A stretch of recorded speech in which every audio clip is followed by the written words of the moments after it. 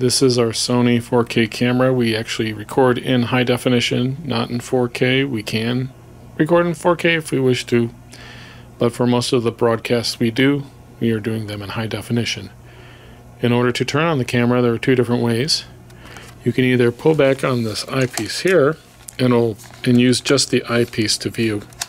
That'll turn on the camera and shut it off, or you open up the side door and that turns on the camera.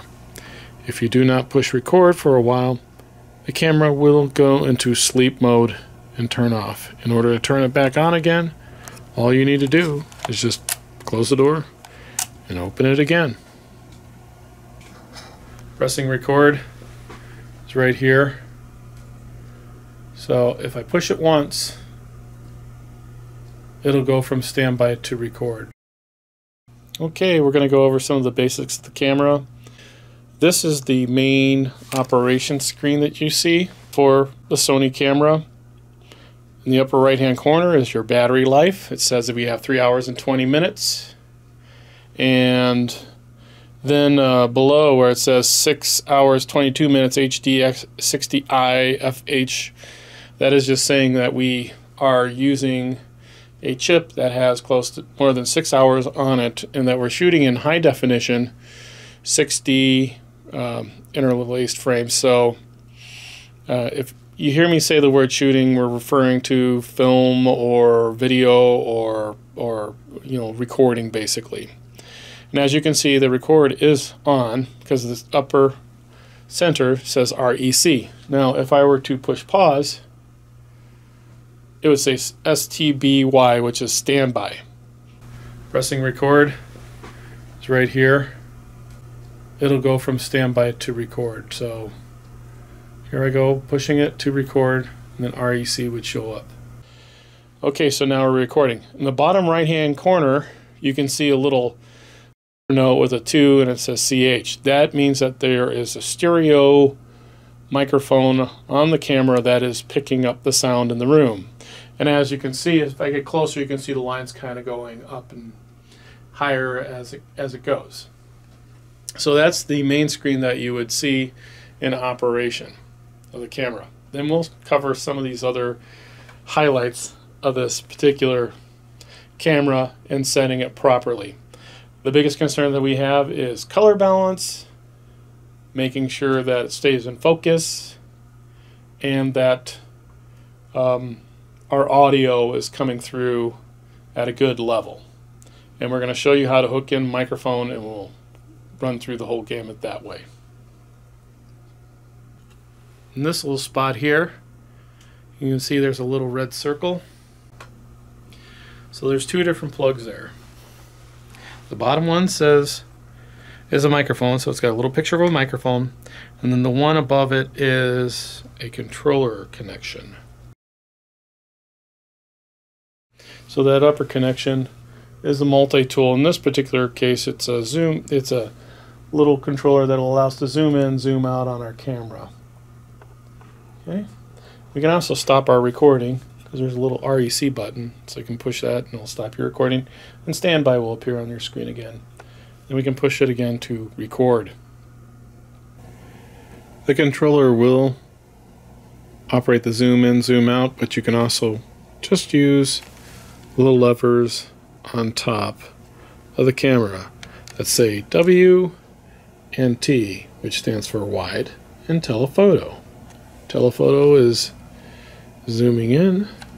Wide, of course, is going wide.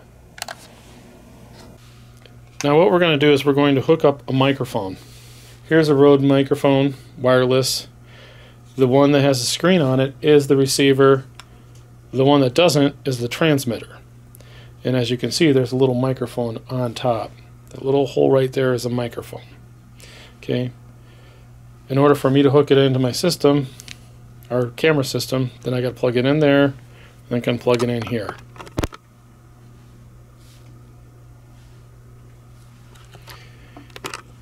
Now, right now it's in off position. So in order to turn it on, we actually have to hold down this little circle just for a few seconds. And then you can see the wireless screen pops up. You know, do that for the transmitter as well. And as soon as I do that, now you can see that as I talk, the levels go up and down. Okay, now I'm going to plug this into our camera. And I'm not sure exactly what's going to happen because we need to make sure we set the audio levels.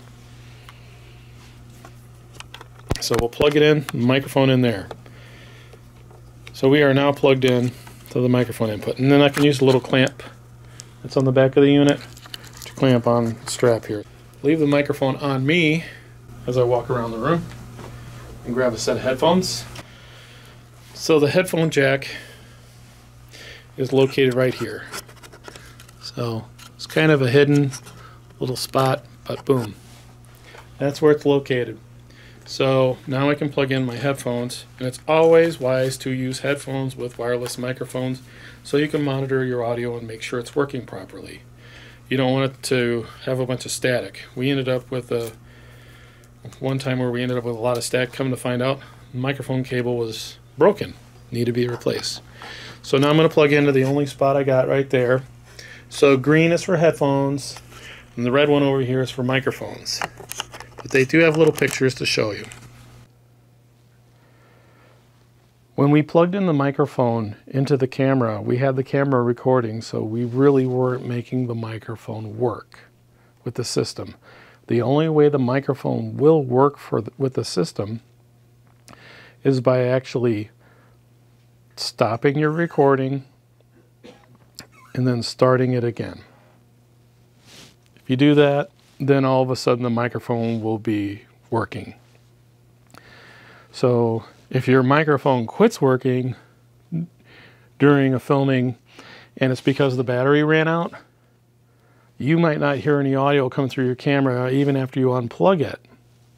Well, the only way it's going to fix that is by you pushing the stop, unplugging the microphone, and then starting the recording again. So if I push the menu screen, which is the upper left-hand button on the main display screen, I'm then going to choose camera mic button. So I click on that. As you can see on the left-hand side of the screen, it looks like a little microphone that's yellow. That is in reference to our microphone. I'm clicking on the button where it says auto and manual. I'm going to put it in auto for a moment so you can hear how weird it sounds. Right now we're in manual. That way when I pause, you're not hearing much in the background. If I put it on auto, it's going to want to gain when I'm not talking. So now you're hearing all that background. I get to sound a little muffled. If I was outside, you'd start hearing the birds chirping in the background around me. You really only want to keep it in auto if you're not using a handheld microphone with these cameras. If you are using a microphone with these cameras, then you'd want to put it in manual. So I'm going to go ahead and put it in manual. And when I put it in manual, you can see I'm still coming through really screaming loud, a little distorted. So I just back down my levels until I see where the little bars, as you see them going across, that's kind of your level showing you where you're at. And I don't want to hit the inside ones all the way in the middle where the last bar is. I'd rather have my levels set just something a little less than that farthest bar, so that way I don't have to worry about distortion. But you don't want it so low that you're having a hard time trying to pull the sound out. That's how you would adjust it. Okay, I'm going to push the OK button. Now I'm going back to menu. We're in the mic area.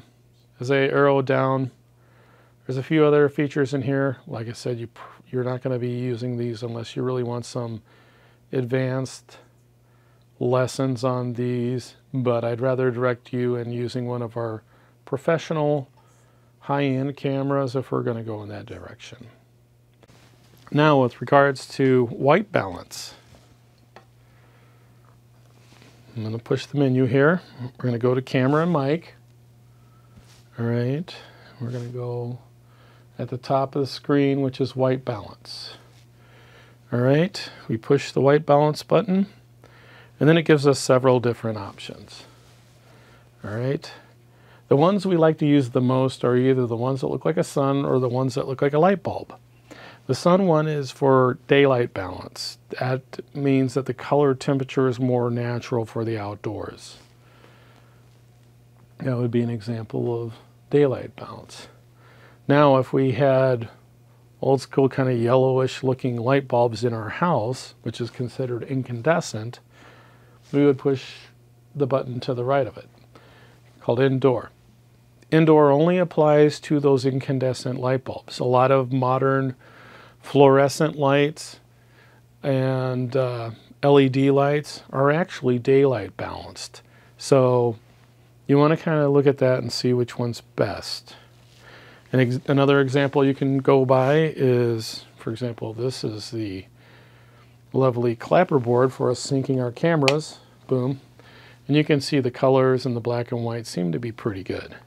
If I go to incandescent, all of a sudden they look really bleh. They don't look as vibrant.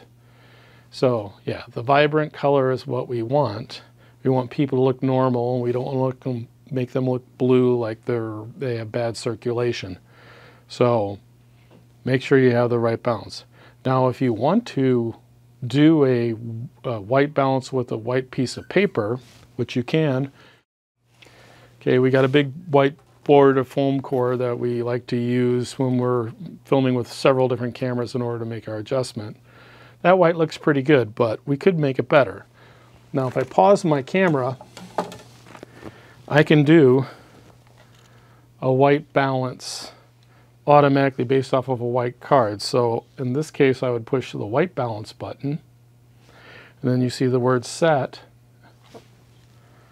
I push the set button, and it should process that white and balance it accordingly. So now my whites are probably going to be more true to the lighting in the room once I've done something like that.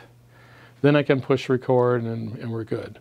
You cannot do the manual white balance in record mode. It has to be paused. But like I said, most of the stuff that we're going to be doing are going to be either daylight balance outside or they're going to be incandescent inside. So we like to keep our cameras set at outdoor, and then I'm okay. Now, to get into some of the other features, and I push the upper left-hand corner menu button to get to these features. We're going to go to camera, and you saw white balance.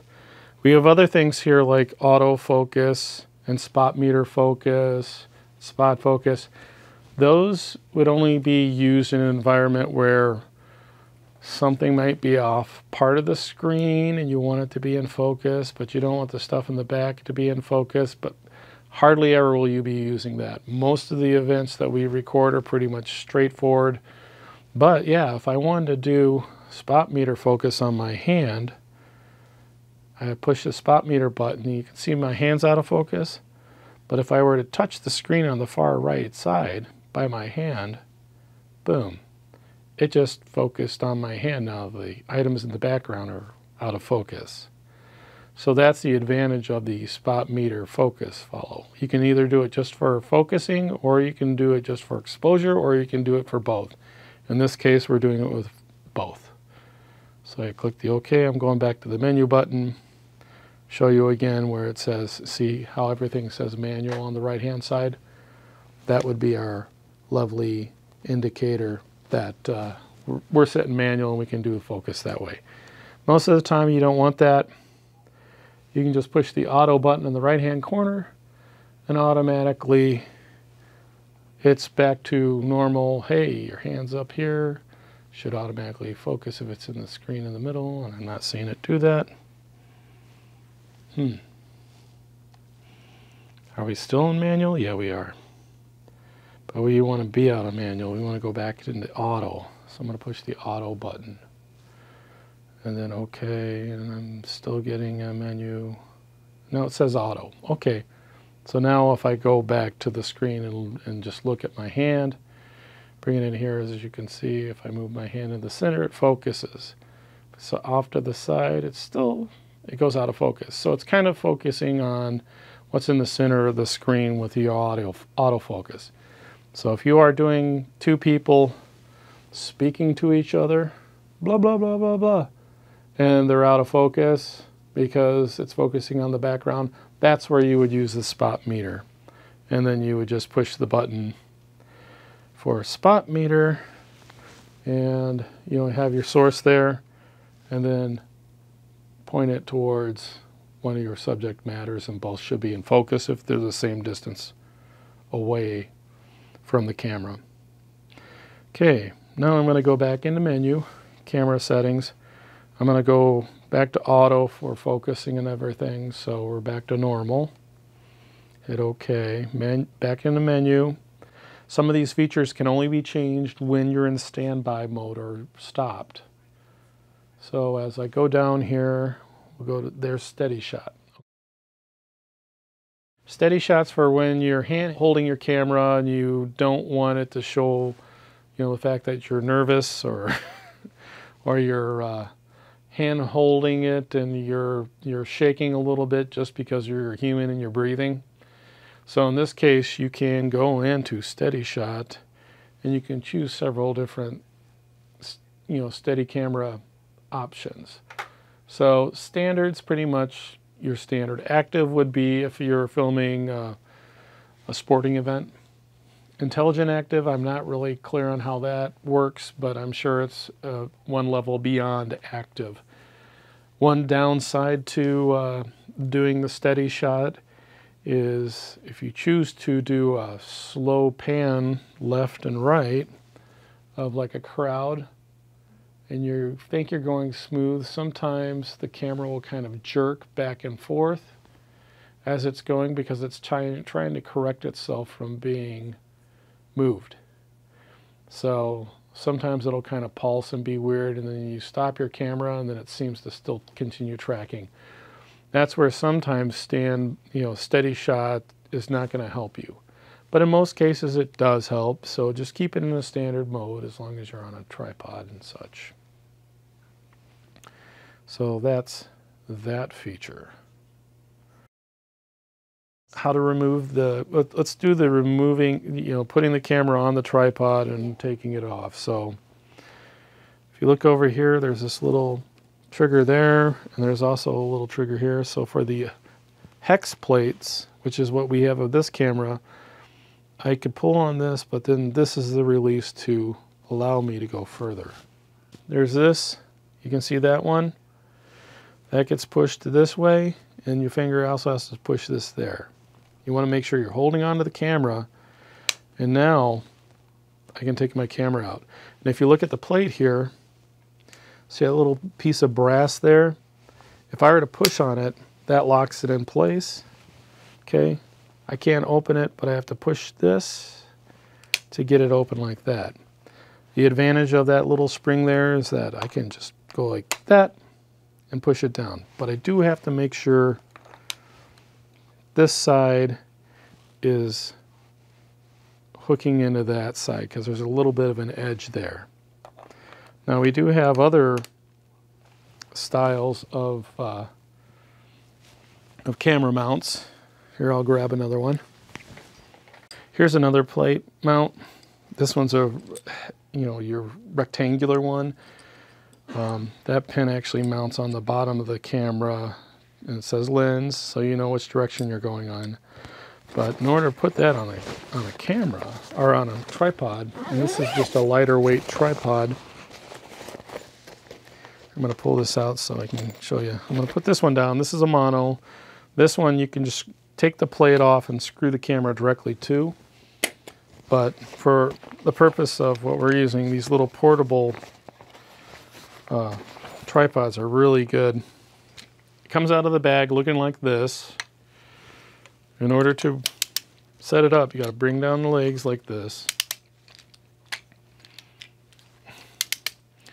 And then we can extend them just by unscrewing and pulling them down like that. If you don't like the tripod column high up like that, you can release this and then push it down into place as well. And then lock it in wherever you want it. Again, Here's the arm for pan and tilt, and it has teeth on it, so you can put it where you want it, and then you got room to play. The other thing about this tripod is this little release right in here allows you to kind of adjust the balance of the head as well.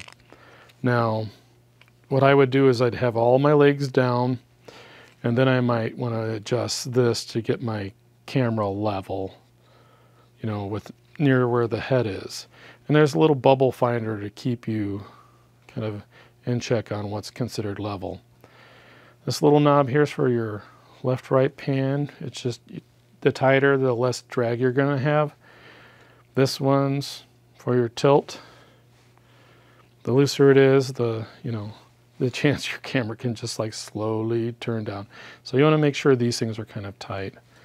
Now as for the plate, if it's mounted on a camera, you pretty much slide it in from, keeping in mind the lens is this way. See, lens. And then we slide it in like this. And then we can tighten it down in place. That way it won't move once the camera's on there. In order to remove it, you loosen this so it's got play, and you bring it back. Now it won't come off. Well, that's a good thing because you don't want your camera to slide off the tripod and hit the ground. In order to release it, you have to push in that button with your finger, and then you can pull it off. So there's basically grooves in here underneath this plate that allow it to catch and act as a safety mechanism for that mount. All right. And if you were to look down here at these tripod legs, just lefty-loosey, righty-tighty to be able to extend the tripod, and the tripod can extend up to about close to 6 feet.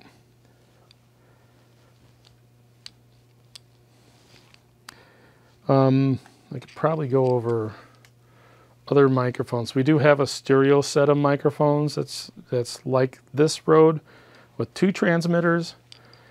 That one will record left and right separately.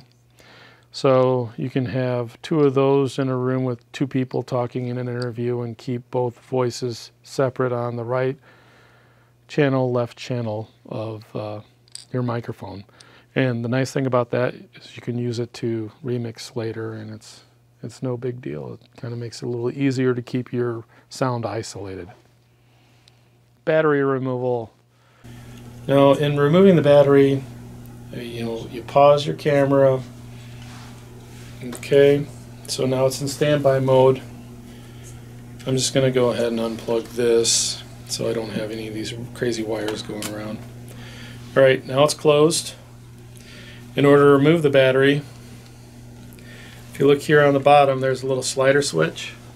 You push that down towards the camera's mounting plate, and then you can slide down the battery. All you have to do is look at the battery and see where the teeth are, there to know where it mounts. And you can't slide it straight from the full bottom. You have to be somewhere close to the top of the camera and then push it the rest of the way, and it locks in place. So again, it only comes down like 1/4 of an inch. So about 1/4 of an inch from the top is how you slide it in. Other things to be aware of: you can use this eyepiece instead of the side window. So here we are using this to monitor our filming. Okay, I can monitor also through this eyepiece, which will, if it's really bright out, it makes it a little bit easier to see what's going on. One thing to know about that eyepiece is if you pull it out, it's going to turn on the camera. So if you want the camera to be off, you got to push it all the way in. It will tilt up and down, which is nice, so you can be a little bit higher above your camera. The other interesting thing is this little knob here on the side rotates up and down, and that's called a diopter. And the way that works is if you're wearing glasses and you want to film with the camera and look through the eyepiece, you can take your glasses off and focus the camera to your eyeball. When you do that, the one thing you have to keep in mind is to focus on the text that is on the screen, the display screen. So by operating that, you want to be able to bring it into focus on the text on the screen. So that way you know what you're seeing for the visuals outside of the camera are in focus. Because you'd hate to focus it to something that's out of focus by correcting it over here, and then it defeats the purpose. So just focus it according to what you see in the display. That's if you want to use the eyepiece that way. If you can see this, see the road? If I just push this button real quick, it kind of shows me where I'm at. I can adjust the volume level coming into my camera also from this, but generally speaking, we control the audio from the camera itself. There's a dB button on the bottom that allows you to raise or lower the signal coming out of this. We keep it on the low side. But in turning off my microphone, I like to turn off the transmitter first by holding down the on-off button that was on the bottom right there. So you hold it down until it goes off. If you hold it down only briefly, it'll mute the microphone. We don't want to do that. We want to turn it off. So I'm holding the button down. Okay, now you notice that the little battery indicator for the transmitter went away. Now it won't back on again. I don't know why I did that. So I'm going to go ahead and turn it off. But the little blue lights on the top will go away.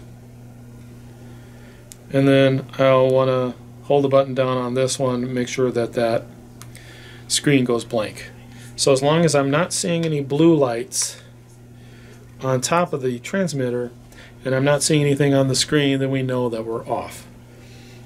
And these do charge USB, so we don't change batteries out in them, so we do need to make sure that they are off.